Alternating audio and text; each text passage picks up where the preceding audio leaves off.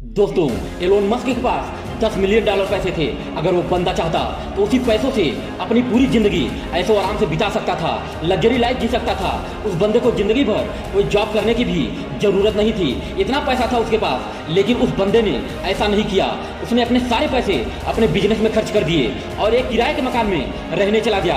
उस बंदे को एक नशा थी, एक जिद थी अपने जिंदगी में कुछ कर दिखाने का, अपने लाइफ में अपने गोल को अचीव करने का। उसे नशा थी रिच बनने का। याद रखना दोस्त, ये नशा जब किसी इंसान को लग जाता है, पढ़ने का नशा, सफलता का नशा, अपने गोल को अचीव करने का नशा, मेहनत का नशा, तो उस बंदे को सफल होने से दुनिया की कोई ताकत नहीं रोक सकती। कॉलेज जाने, मजे करने की उम्र में स्टीफन हॉकिंग ने व्हीलचेयर को ही अपना सहारा बना लिया था। उन्हें मोटर न्यूरॉन नामक एक बीमारी हो गई थी, जिसके कारण वो बंदा ना तो बोल सकता था और ना ही कुछ कर सकता था। उनका पूरा शरीर ही पैरालाइज हो गया था। शरीर के सारे पार्ट धीरे धीरे काम करना बंद कर दिए थे।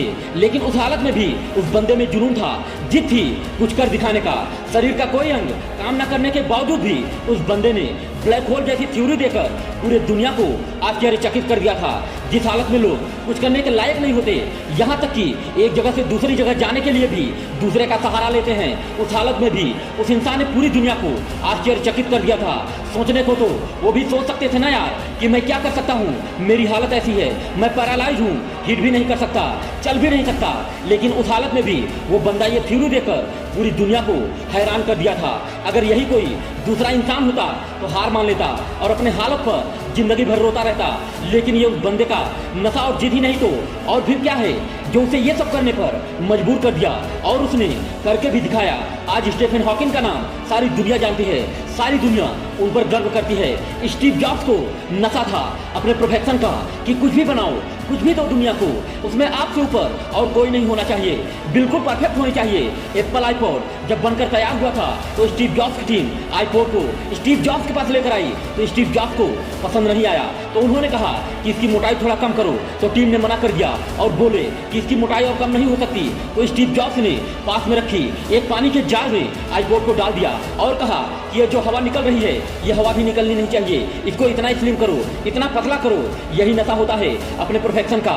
जिस दिन आपको भी नशा हो जाएगा अपने गोल का, अपने सपने का, अपने प्रोफेक्शन का, तो आपको दुनिया की कोई ताकत नहीं रोक सकती किसी भी काम को करने से।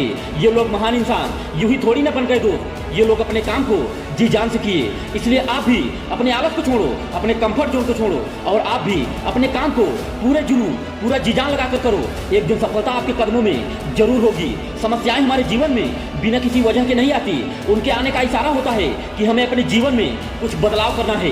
दोस्तों, जाते जाते वीडियो के अंत में बस इतना ही कहना चाहूँगा कि यूं ही नहीं होती हाथों में लकीरों के आगे उंगलियां।